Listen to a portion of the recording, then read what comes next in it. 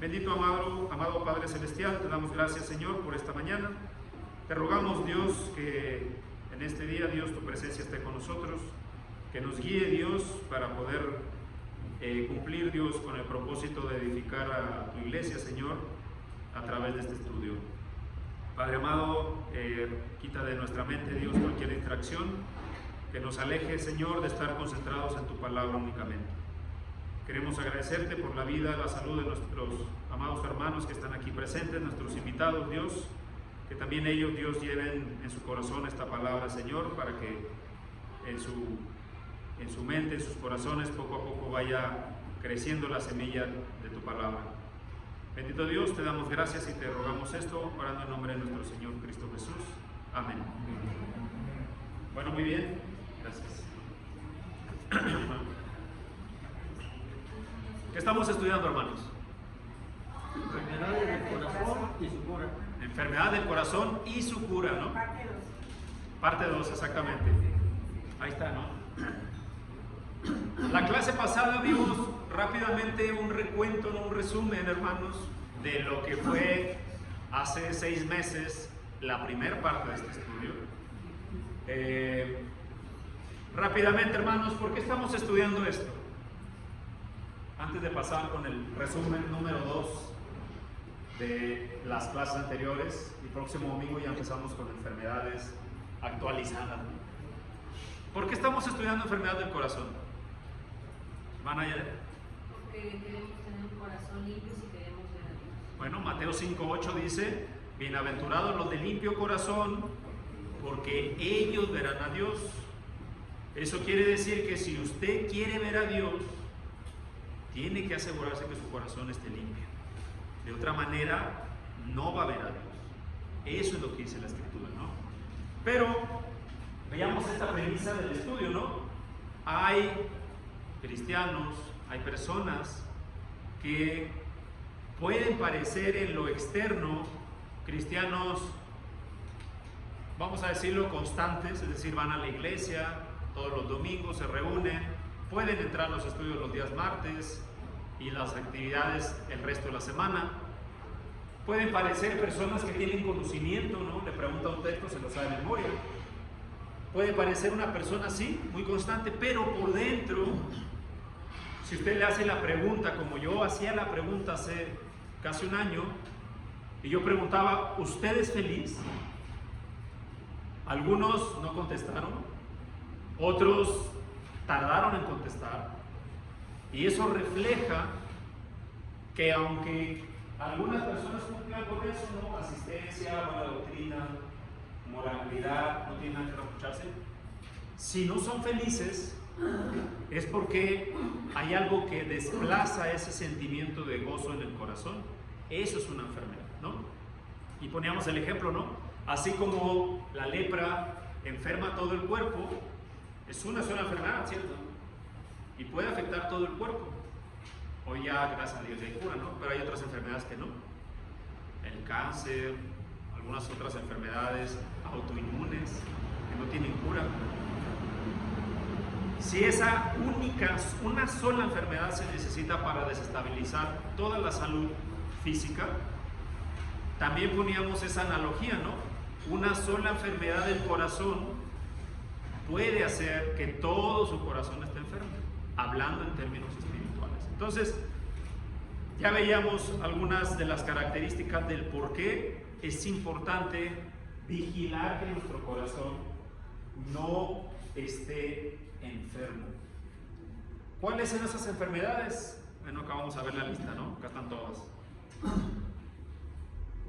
Falta de perdón, los juicios duros y la crítica constructiva, el descontento y la amargura, la preocupación y el pesimismo, el desaliento y la frustración, el chisme.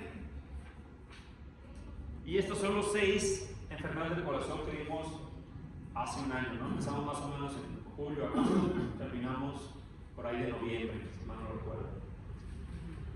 Piensen esto, hermana, nuestros acompañantes. ¿Usted cree que estas cosas permiten que una persona sea feliz? No, por eso es una enfermedad del corazón. Poníamos este ejemplo de un vaso, ¿no? Si usted a un vaso le pone piedras grandes y luego lo quiere llenar con, digamos que si el vaso es de 500 mililitros, como este que tengo acá, ¿no? Y usted tiene otro recipiente con 500 mililitros y le avienta el agua, si está vacío, uno entiende que el agua va a caber, ¿no? Pero si le va metiendo otras cosas como piedras, ya no van a caber los 500 mililitros, porque hay algo que ocupa ese espacio, ¿cierto? Eso pasa con el corazón. Si su corazón tiene cosas que estorban, ya no va a haber espacio para el gozo, para la felicidad, para incluso la comunión entre hermanos, porque hay algo que ocupa ese espacio. Eso quiere decir que hay que deshacernos de eso, ¿no? Hay que deshacernos de eso. Vamos a ver también en las próximas clases la envidia, la ingratitud y el egoísmo, el orgullo y la arrogancia, la duda, la incredulidad y la desconfianza. O sea, el que se la pasa sospechando de todo, no el paranoico, que todos están en contra de él. Vamos a ver cómo eso evita que las personas tengan buenas relaciones, ¿no? El miedo, el odio, la impaciencia y finalmente el prejuicio. Todo eso lo vamos a ver las próximas 1, 2, 3, 4, 5, 6, 7, 8 domingos. O sea, 2 meses más. Acepta tus clases. Vamos a continuar con esas enfermedades del corazón. Pero como estamos retomando después de meses, 6 meses, casi 7, vamos a hacer un pequeño resumen de todas estas que ya vimos a aquel lado, ¿no? Voy a volver a poner para que tengan contexto otra vez, hermanos. Si usted va al médico hoy, porque empieza a toser, ¿no? Digamos, y usted piensa, es una tos, ¿no? Nada más, una tosecita, pero no se me ha quitado. Y va con el médico y le dice el médico, ¿no? Esa cara de preocupación que ponen los médicos que asustan a todos, ¿no? Está con el médico y el médico se queda así. Ya de entrada ya nos preocupó, ¿no? Pero el médico le dice, te vamos a hacer estudios, ¿no? Se hace usted los estudios, regresa con el médico y el médico le dice, ¿sabes qué? Vamos a suponerlo, tienes neumonía. No es una tos, ¿cierto? Y hay gente que fallece por esta enfermedad, por complicaciones de esto. Y su médico le dice, ¿sabes qué? Primero que nada, tienes esta enfermedad. La reacción de las personas normalmente es como que asustarse, ¿no? Todos nos asustamos cuando nos dices, tú no estás sano, ¿eh? Tienes una enfermedad grave. Segundo, el médico le dice, pero no te preocupes, para curarte de eso tienes que seguir esta receta. Vas a hacer esto, vas a dejar de hacer lo otro y tienes que tomar estos medicamentos. Y con eso, si sigues al pie de la letra esta receta, con eso en un mes estás como nuevo. ¿Qué haría usted? Ya esta pregunta la hemos hecho mucho, pero me gusta hacerla porque nos ayuda a entender por qué es importante esto. ¿Qué haría usted? ¿Le haría caso a su médico o lo ignoraría? Hombre, ¿qué va a saber el médico? Yo sé más. Yo sé cómo curarme. ¿Usted haría eso? ¿Por qué? ¿Por qué? El médico sabe lo que necesitas para estar bien. La pregunta es, si la palabra de Dios nos diagnostica que estamos enfermos de esto, de alguna de estas, ¿qué vamos a hacer? ¿Vamos a ignorar la receta solamente por decir, no, yo puedo hacerlo de otra manera? ¿O vamos a seguir al pie de la letra la receta del médico de médicos? Hermano Emilio. Yo creo que antes que nada, tenemos a un Dios bueno, un Dios de misericordia y de perdón. Pero cuando nosotros ya entramos dentro del camino de Él, de tomar al Hijo de Dios viviente, Él ya conoce nuestra vida, nuestro pensamiento. Y si en algo estamos viendo que algo que nos está pasando dentro de la vida diaria de este mundo que habitamos, pues tenemos que decir que lo único que nos puede remediar es la sangre de nuestro Señor Jesucristo. Porque muchas veces nosotros cuando vemos que allá afuera hay mucha gente que no conoce la palabra de Dios, pero nosotros que ya conocemos la palabra, pues tenemos que hacer una que están diciendo, pues como le dijo el profeta Jeremías, ¿no? Heme aquí, Señor. Así es. Pero aún así, porque estas cosas pueden pasar dentro de la iglesia. Entonces, es probable que a lo mejor nosotros digamos, no, pero yo ya soy bautizado, ¿no? Yo no tengo un problema de crítica constante, ¿no? Pero a lo mejor sí. Por eso yo decía, si el médico nos dice, tú tienes esto, le vamos a decir, no, no es cierto, no lo tengo. O le vamos a hacer caso. Por eso es importante estudiar esto, porque muchas veces, hermanos, muchas veces ignoramos que vivimos con esto. Pero sabemos que hay algo, porque vivimos amargados, vivimos frustrados, no somos felices. ¿Y qué es eso que evita que seamos de esa manera? Quizá es alguna de estas enfermedades del corazón. Hermana Irma. Sí, porque la iglesia precisamente puede ser eso, es un lugar, es como un hospital. Aquí habemos enfermos. Enfermos. No, por eso dice, el sano no necesita ir al hospital, porque está sano, pero el enfermo sí necesita. Así y es. Aquí es como el hospital. Por eso estamos aquí. El doctor sería el Señor Jesucristo, el que Así nos va a es. sanar de todas esas cosas, siempre y cuando nosotros queramos ser sanados.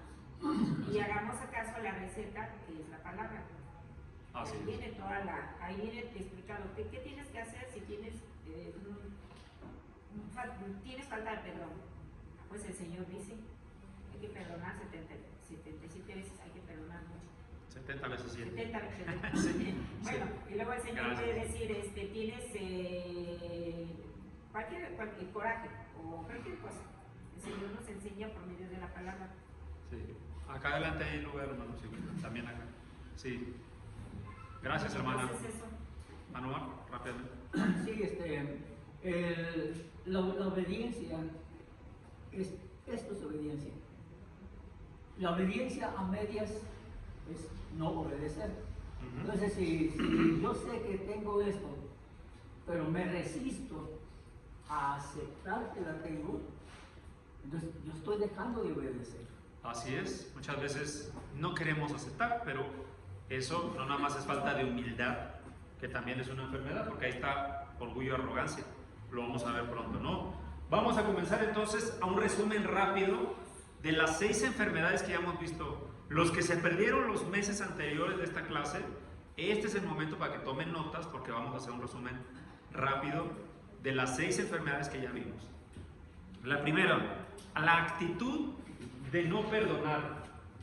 Y la pregunta aquí debería ser, ¿por qué deberíamos perdonar? Porque hay mucha gente que se hace esa pregunta, ¿no? Oye, a mí me ofendieron, ¿por qué tengo que perdonar a esta persona? ¿No? Porque como humanos tendemos a decir eso. Y no nos damos cuenta que la falta de perdón nos enferma. ¿Cuánta gente, pónganse a pensar, todos los que estamos aquí, cuánta gente conoce que vive su vida pensando en algo que le hicieron hace 20 años, o 40 años, o 50 años, y no pueden perdonar a sus papás, ¿no? Y esas personas a lo mejor ya tienen 50, 60 años ahorita, y no pueden perdonar lo que los papás les hicieron hace cuando eran niños, y no pueden perdonar lo que el novio les hizo hace 2 años, y no pueden perdonar y viven sin perdonar. La pregunta sería, ¿pero por qué tienen que perdonar? Bueno, pues número 1, porque es un mandato. Si usted dice, yo creo en Dios y creo en Jesús, propiamente creerle, o sea, decir que lo que dice es verdad, sepa que el Señor envió como un mandato el perdón. Mateo 11:25, cuando estéis orando, dice, perdonad si tenéis algo con alguno o contra alguno, para que vuestro Padre en el cielo también os perdone a ustedes. Y eso implica otra cosa, ¿no?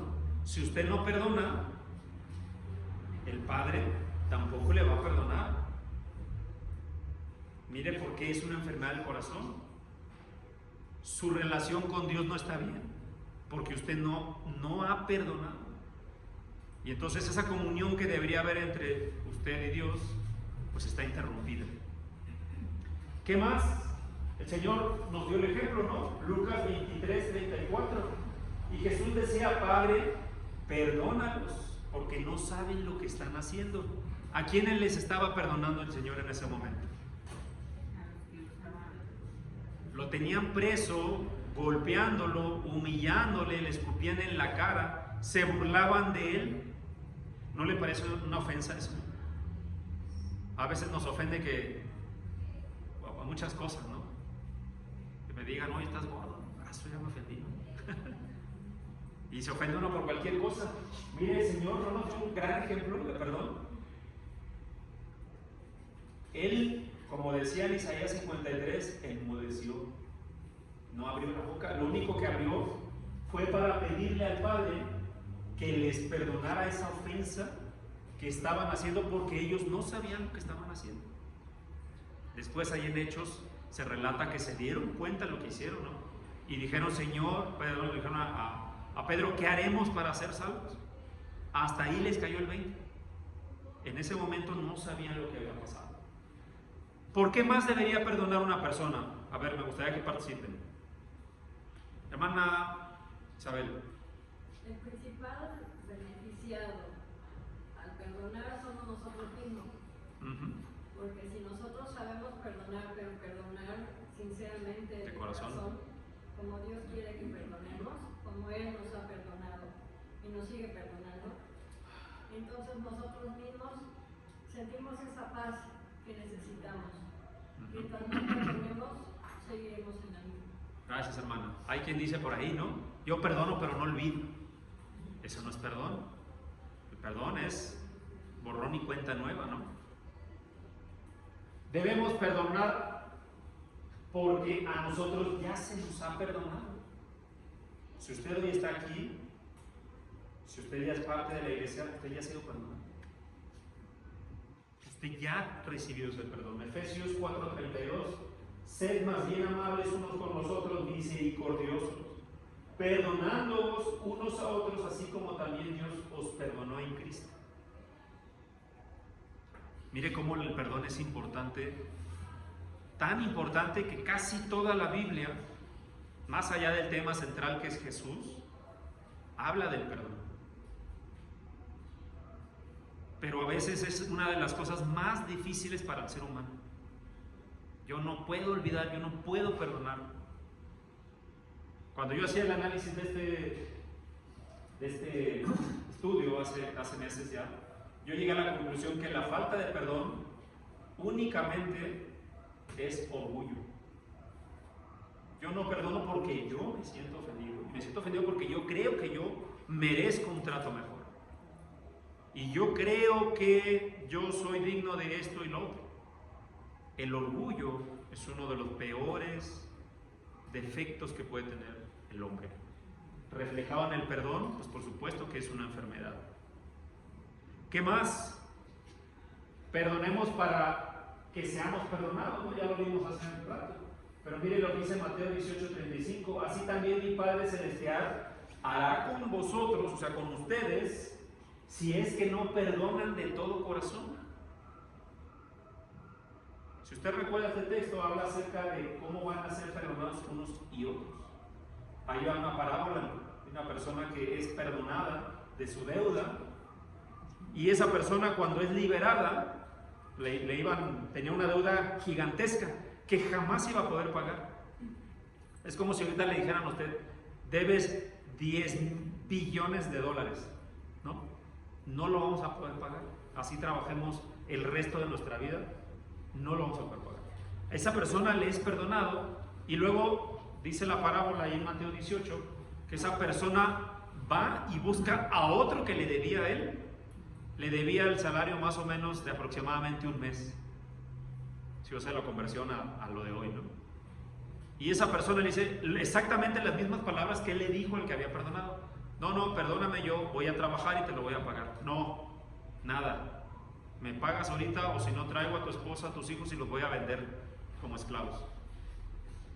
Y esa persona, algunas personas escucharon y le fueron a decir al primero, al que le perdonó la deuda. Se enojó tanto este señor, ¿no?, según esa parábola, que volvió a traerlo y lo echó al calabozo, ¿no? Lo echó, cumplió, digamos, la condena. Y ahí es donde viene esto. Así también hará nuestro Padre Celestial si ustedes no perdonan. Lo que nos enseña esa parábola es que si a nosotros ya nos perdonó Dios, nosotros deberíamos ser iguales y perdonar. Por otro lado, lo que nos dice, si ustedes no perdonan, tampoco van a ser perdonados. Es importante entender esto, ¿no? Debemos perdonar para andar con Dios. Primera carta de Juan 1:7.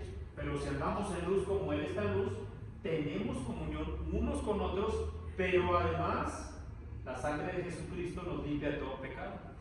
Eso quiere decir que si no tenemos comunión los unos con los otros por falta de perdón, entonces no estamos en luz. Y si no estamos en luz, no estamos con Dios. Finalmente debemos perdonar porque cuando queramos perdonar, puede que ya sea demasiado tarde. ¿Qué tal si usted está enemistado con una persona y siempre tiene el deseo de voy a pedirle perdón, pero no lo hace por orgullo? ¿Qué tal que usted fallece? ¿Qué tal que su alma es reclamada? Ya no va a tener la oportunidad. ¿O qué tal que la otra persona parte también? Ya no va a tener la oportunidad. ¿O qué tal que el Señor viene antes de eso? Ya no tuvo la oportunidad. Y es entonces, todo esto de acá arriba le va a contar. Esa es la falta de perdón. Vamos a avanzar porque tenemos otras enfermedades del corazón. Simplemente antes de pasar, ¿quién debería perdonar primero? ¿El ofendido o el que ofende? ¿Quién? Pues cualquiera de los dos, ¿no? Realmente no debería importar si lo vemos desde un punto de vista cristiano. Si usted va a preguntar afuera, seguramente va a decir, pues el que ofende. Pero realmente cualquiera de los dos, tanto el ofendido como el ofensor, en las Escrituras tienen la obligación de ir a buscar a pedir perdón.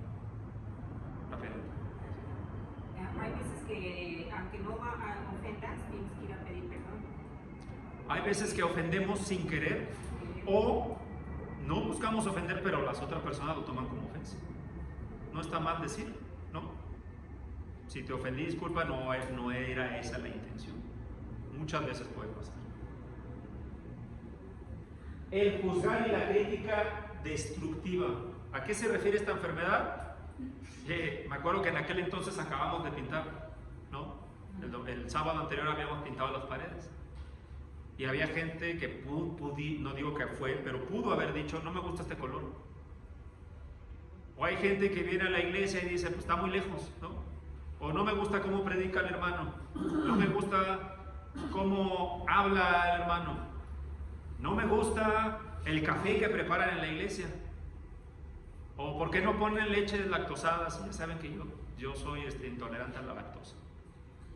Esa es la crítica destructiva y el juzgar constantemente. Aquella persona que se está quejando de todo y no le permite ver las bendiciones de tener un lugar de reunión limpio, pintado, café al menos si es que lo necesita, de tener unas sillas, de que quizá pues sí se siente calor cuando hace un poco más de sol, pero al menos está techado. No les permite ver eso porque se la pasan criticando a lo demás. Sepa que esa es una enfermedad del corazón porque no le permite otra vez ver las bendiciones que Dios le da. Y además no le permite construir relaciones sanas porque siempre va a criticar algo de las otras personas. Es una enfermedad del corazón. ¿Qué dicen las Escrituras acerca del juicio? Mateo 7, 1 al 5, lo voy a leer yo rápidamente, dice, no juzguéis para que no seáis juzgados. Ya de entrada es una prohibición, ¿no? No juzguen para no ser juzgados. Porque, aquí viene lo interesante, con el juicio con que ustedes juzguen, ustedes van a ser juzgados. Con la medida que midan, se les medirá. Es decir, si tú estabas criticando a todos los hermanos cómo predican, por qué eligen estos estudios, por qué hacen estas actividades y no las hacen como a mí me gustaría, que sepan, de acuerdo a la Escritura, que cuando haya un juicio, igual te van a juzgar.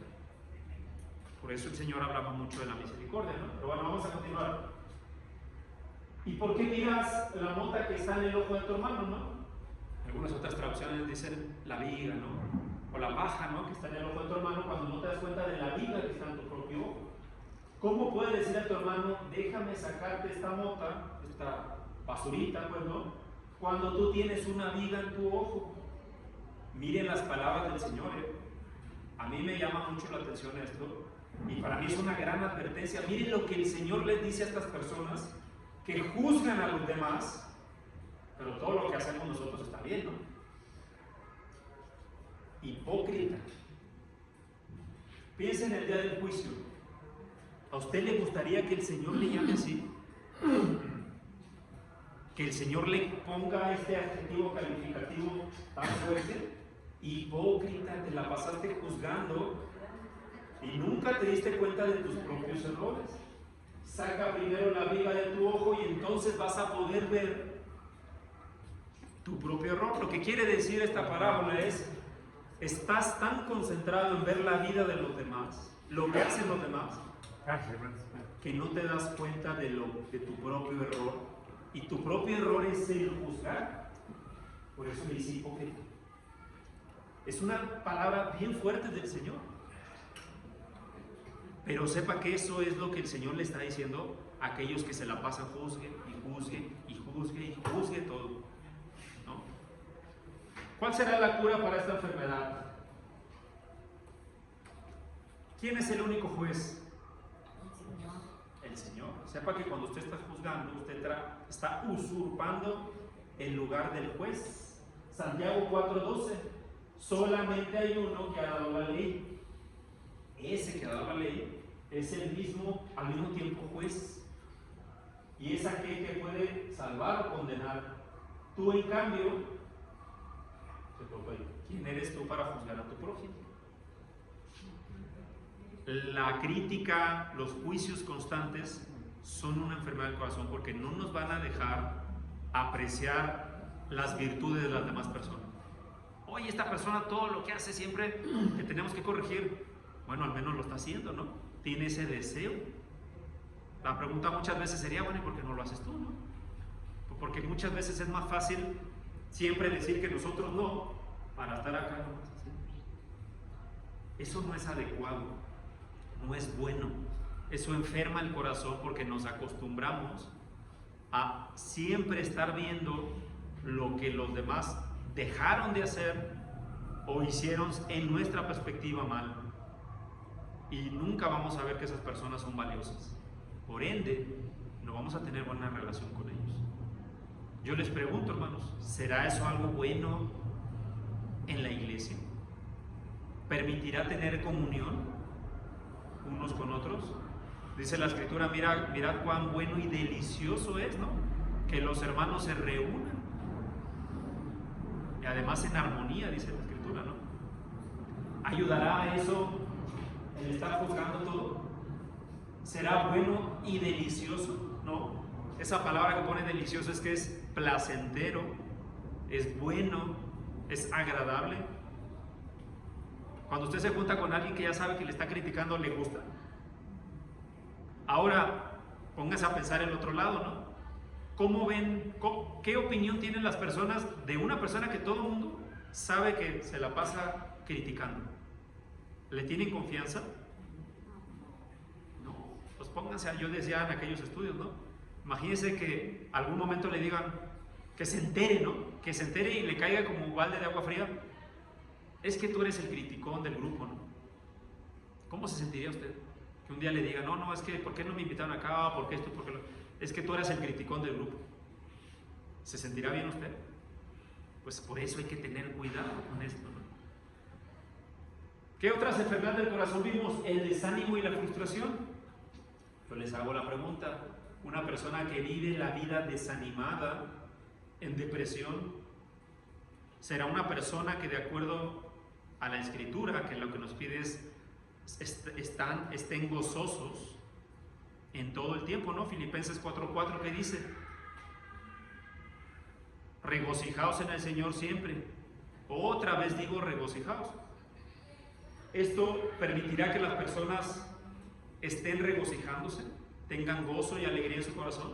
El desánimo, no, porque en su corazón, en el corazón de una persona que tiene esta enfermedad, todo está mal siempre.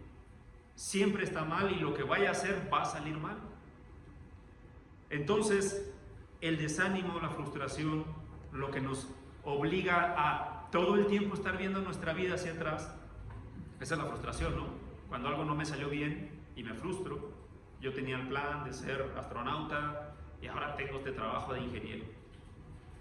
Y entonces no disfruto ni agradezco mi trabajo que tengo porque yo quería ser astronauta.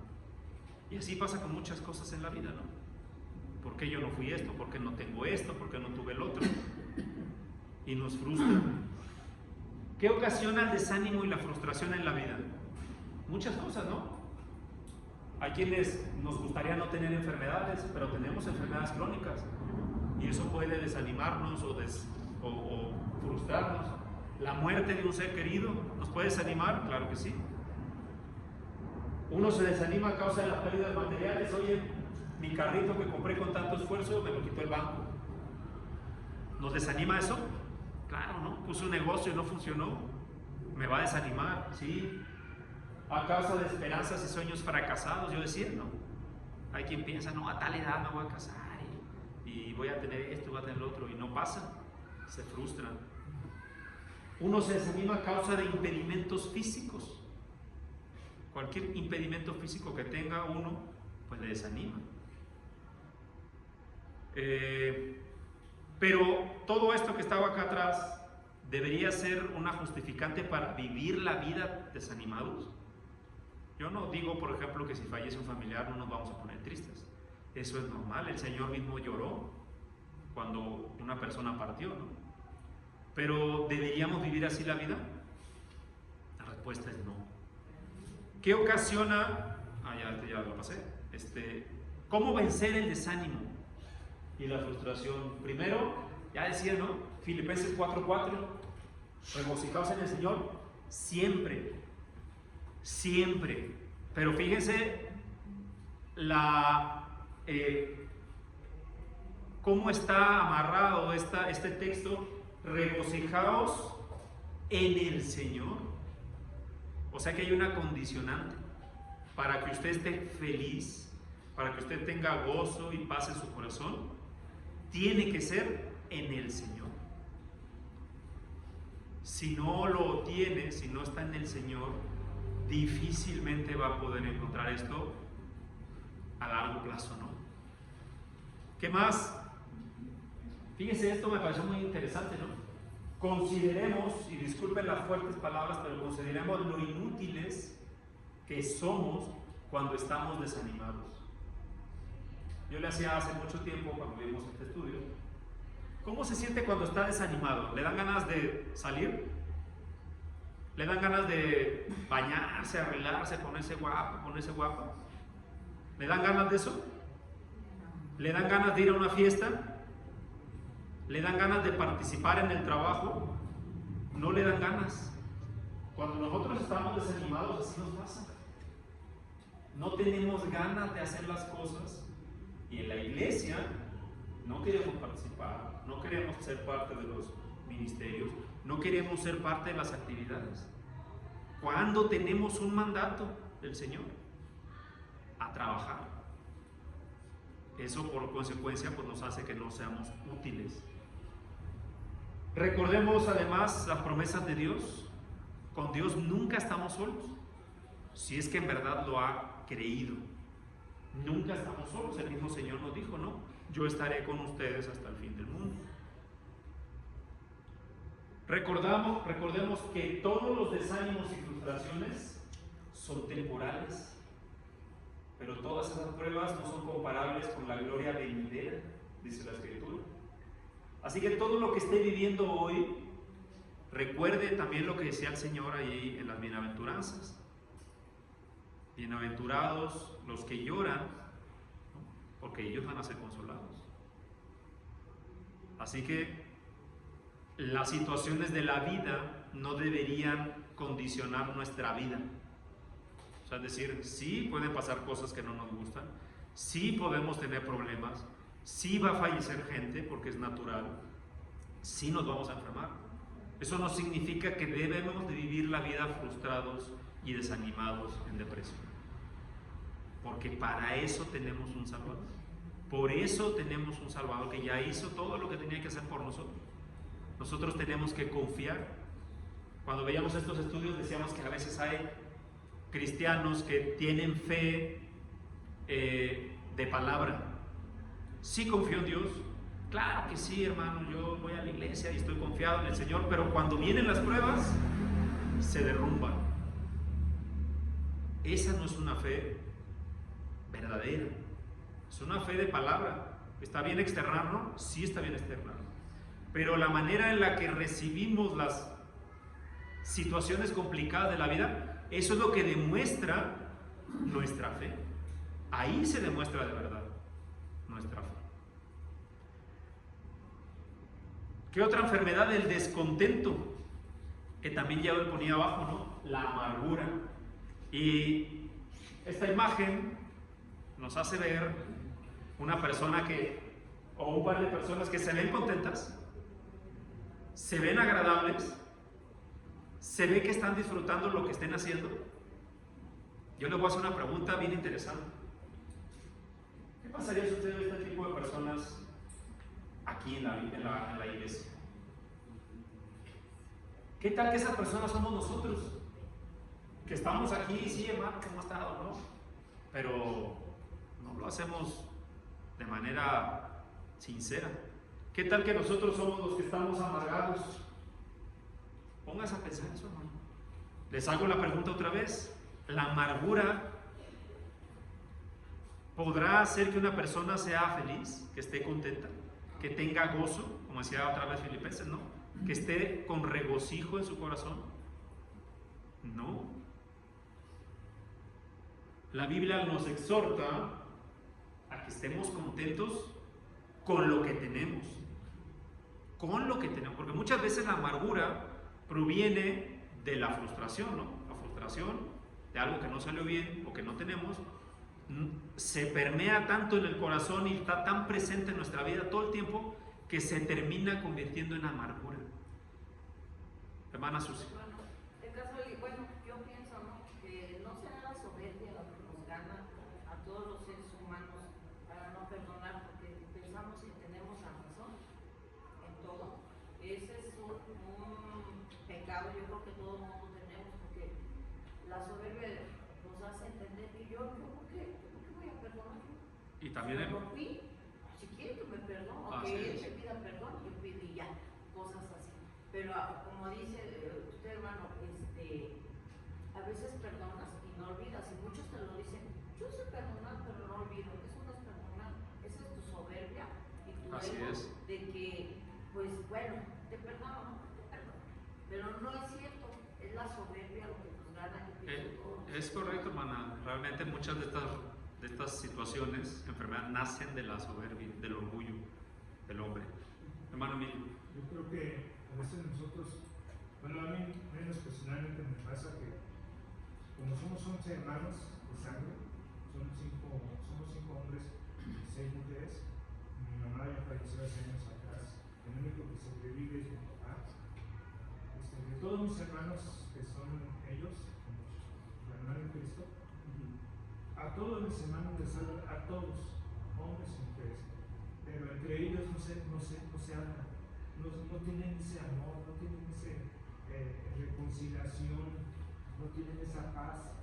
Entonces, simplemente el hecho de cuando viene, como decía la hermana en Cristo ahorita su comentario, el orgullo que gana, diciendo, ¿por qué lo voy a perdonar? Si a mí me hizo esto o aquello, no, porque para nosotros como cristianos, como hijos de Dios, tanto como hombre o mujer, tenemos que perdonar, porque así como Cristo nos perdonó en aquella cruz, tenemos que hacerlo.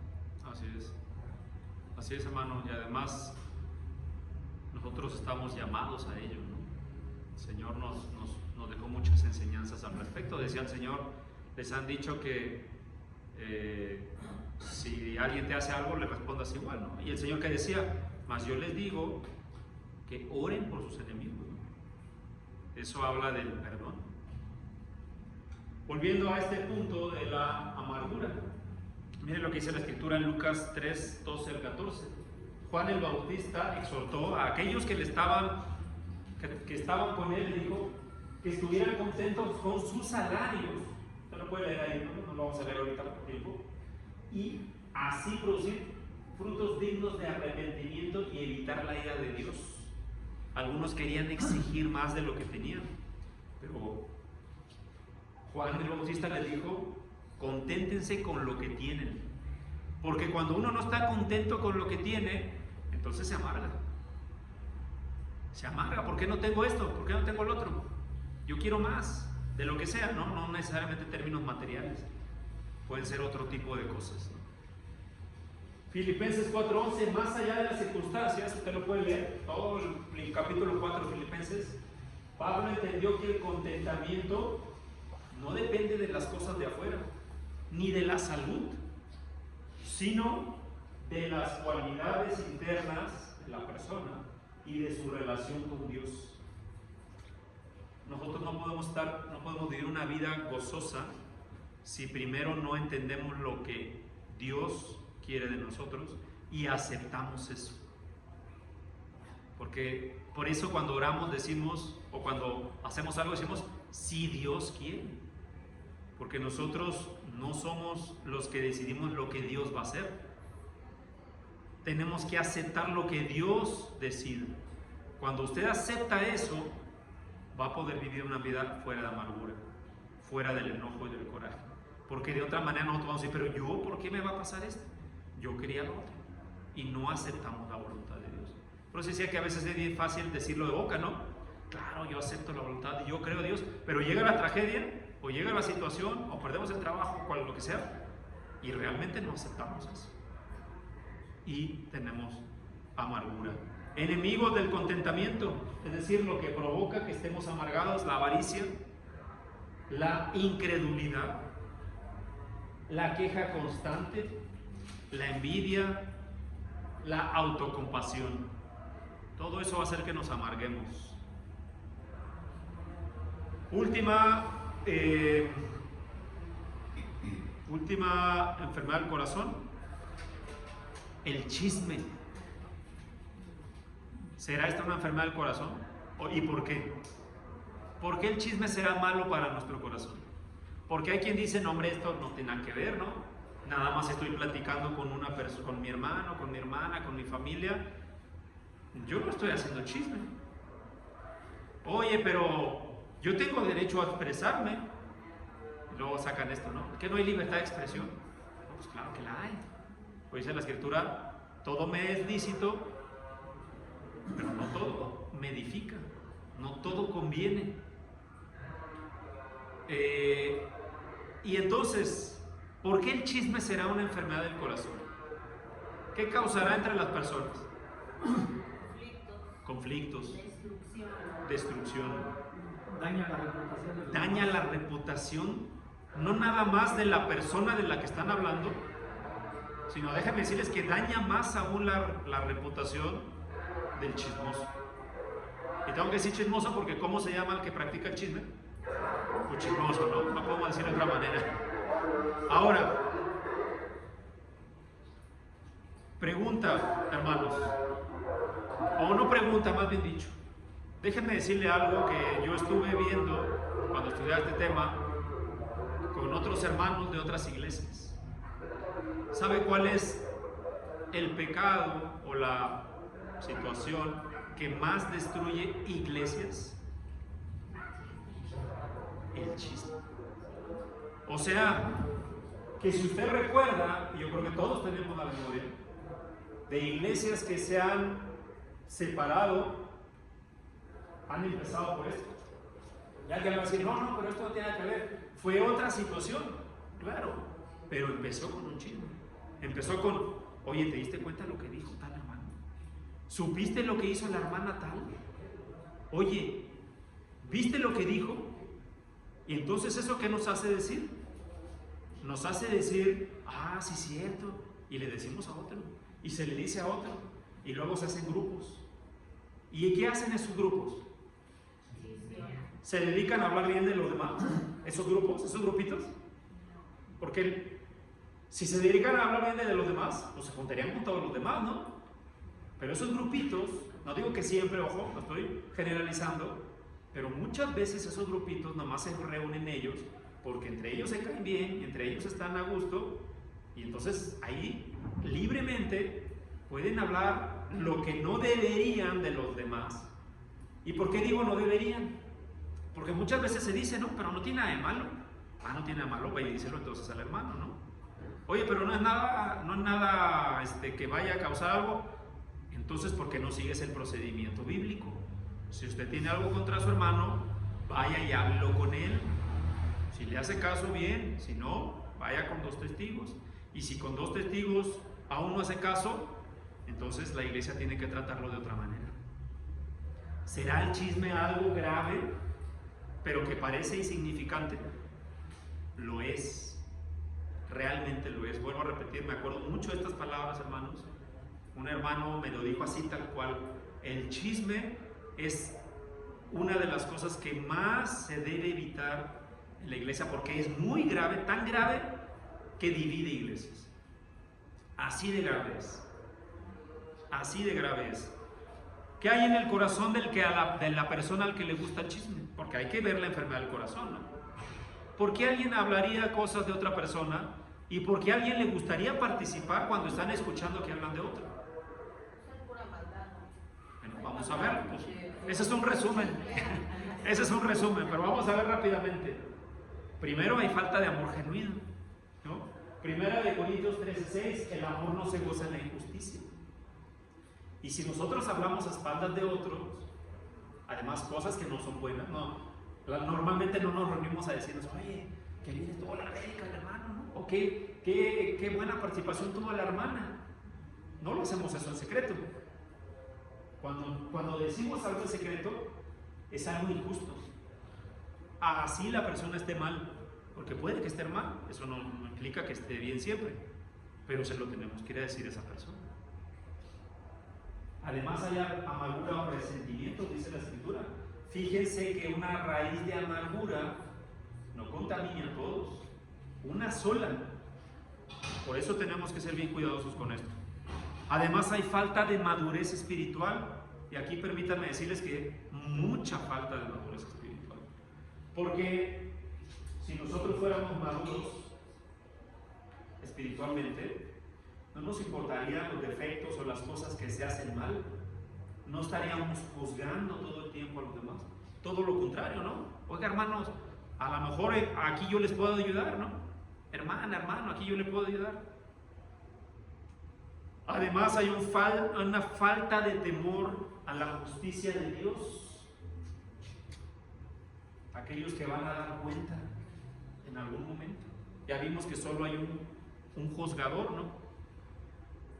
También hay un autoengaño de autojustificación diciendo o pensando que el chisme no es un pecado, que el chisme no es grave. Lo es muy, muy grave. ¿Qué provoca la enfermedad en el chismoso? Pues primero que su corazón se endurezca, ¿no? Piensa que y ya está tan habituado a esto, que ya ni siquiera se da cuenta que está mal, ¿no? Hay un autoengaño en lo espiritual, ¿no? Para empezar, cree que está en Dios, cree que viniendo a la iglesia, cree que leyendo está bien, pero al estar juzgando a los demás, nos autoengañamos, ¿no? Nuestro corazón está lejos. Pérdida de credibilidad y confiabilidad de autoridad, lo que yo decía. Si usted, en todas las colonias siempre hay una vecina, ¿no? Un vecino, no, hombre, esa vecina es bien chismosa. ¿Esa vecina es confiable? ¿Esa vecina le confían cosas? La involucran en ciertas situaciones importantes. ¿Tendrá autoridad esa persona? ¿Tendrá autoridad y credibilidad? No. La persona que es chismosa tiene cero credibilidad y además cero autoridad, ¿no? Distanciamiento de Dios y una esclavitud del pecado, ¿no? ¿Qué provoca en los demás esa esa enfermedad tan grave como el chisme. Pues reputación, ¿no? Una reputación dañada. Quizá hay una persona que no se da cuenta que está mal, pero como estamos ahí, oye, ya viste, esa persona queda como estigmatizada, cuando quizá nunca ha hecho nada malo. Ruptura de relaciones. Levante la mano el que tiene una buena relación con un chismoso. Pues nadie, porque usted sabe que esa misma persona en cualquier momento va a poder estar hablando de uno también. Entonces nadie confía en una persona así, ¿no? Contaminación de los oyentes. Dice la Escritura que podemos ser cómplices si vemos una injusticia y no hacemos nada.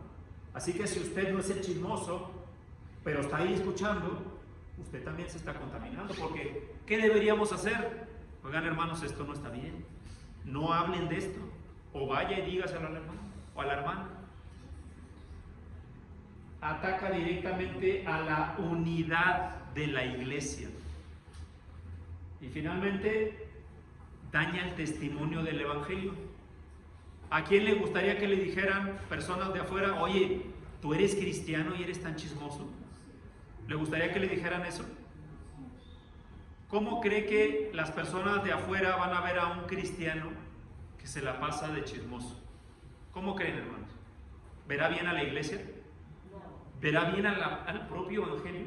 Es mala reputación, es una mala reputación. Es una mala reputación. Hermana Irma. En los empleos, cuando va un cristiano y Sí. se la pasa hablando de todos, ahí en el mismo, imagínate decir que es cristiano.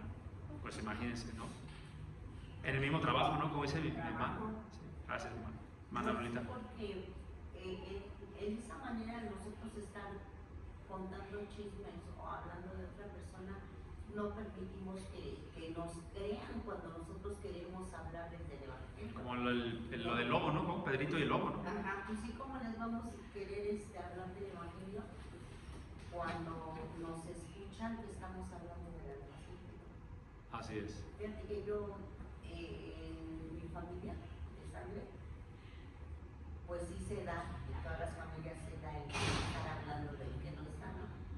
Y cuando yo estoy reunida con ellos, les digo, ¿pero por qué? ¿Por qué hablan de quien no está? Así es. O sea, no hablen de ellos cuando no están, cuando estén presentes ya hablen lo que quieran. Ese es un buen punto, hermana. Cuando nosotros tuvimos las clases de varones, nosotros, y de liderazgo también hemos visto que los varones y los padres de familia, digamos esto, tenemos una gran responsabilidad. Si como varones llegamos a la mesa y vemos que están hablando mal de alguien, sea hermanos o no, como varones deberíamos decir, oigan, esto no está bien, no hablen de esto, porque estamos permitiendo que haya un pecado, ¿no? Ahí. Y si nosotros queremos ser buenos líderes, como Dios nos pide que seamos, deberíamos tener no solamente la autoridad, sino la valentía de decir, esto no se va a hablar aquí. Así que es un buen comentario. Muchas gracias, hermano. Hasta aquí la clase, rápidamente, hermano, porque estamos faltando. No, es lo que estaba hablando de que a veces que no lo vemos como un pecado, lo vemos como cualquier cosa, pero no es verdad. Hay veces que la persona dice, no, aquel que hizo el adúltero, ese sí está mal, porque... No llora. Soy chismoso. O el que hizo esto, no, está esto, y así. Lo ven como si no fuera un pecado, pero no. Y el otro se estaba viendo una reflexión en donde estaba toda la familia comiendo y luego se para uno y cuando se para esa persona todos empiezan a hablar de él. Oye, que no sé qué, que te fijaste, que no sé qué, que mira cómo vino. Y luego dijo, no te preocupes, sino cuando tú te pares también van a empezar a hablar de ti. Sí, así es. ¿Cierto? ¿No? Entonces, Así que hay que tener mucho cuidado con todo esto, mis hermanos. Hasta aquí vamos a dejar la clase. La próxima semana ya empezamos con las nuevas enfermedades, diferentes de todas estas que vamos a comenzar a estudiar. Así que Dios les bendiga, mis hermanos. Adelante, hermano Martín.